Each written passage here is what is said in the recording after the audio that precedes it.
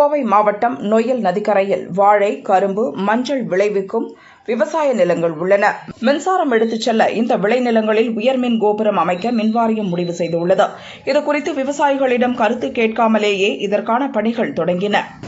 முதலில் எல்லாம் விவசாய நிலங்களிலே ரோடு எடுத்தால், மின் கோபுரம் அமைத்தால், வேறு திட்டப்பணிகள் இருந்தால் விவசாயிகளை அழைப்பார்கள், நோட்டீஸ் கொடுப்பார்கள், விவசாயிகளுடைய கருத்து கேட்பார்கள்.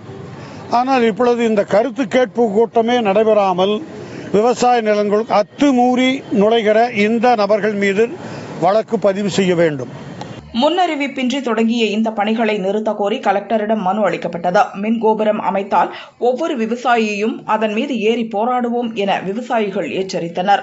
விவசாய நிலங்கள் பாதிக்காத வகையில் இத்திட்டம் செயல்பட வேண்டும் என விவசாயிகள் கருத்து தெரிவித்தனர். மின்கோபுரம் அமைத்தால் ஒவ்வொரு மின்கோபுரத்தின் மீது விவசாயிகள் மேலே ஏறி நின்று போராடுவதற்கு வழி இல்லை. உள்ளே விட நாங்கள் அனுமதிக்க மாட்டோம்.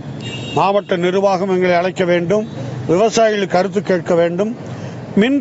மின்சாரம் வேண்டாம் என்று எந்த விவசாயியும் சொல்லவில்லை.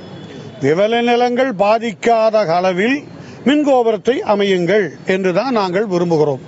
எங்களை பாதிக்க அடிப்படையில் விவசாய வாழ்வாதாரத்தை சுக்குநூறாக்கிய பிறகு மின்கோபுரம் அமைக்கிற திட்டத்தை கைவிட வேண்டும் என்று கேட்டுத்தான் நாங்கள் மனு கொடுக்க வந்திருக்கிறோம்.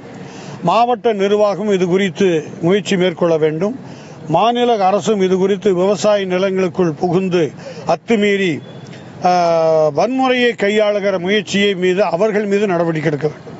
இது குறித்தான் நாங்கள் மனு கொடுக்க வந்திருக்கிறோம். இது குறித்து அரசு நல்ல முடிவுகளை விவசாயிகளுக்கு வழங்கும் என்று நம்புகிறோம்.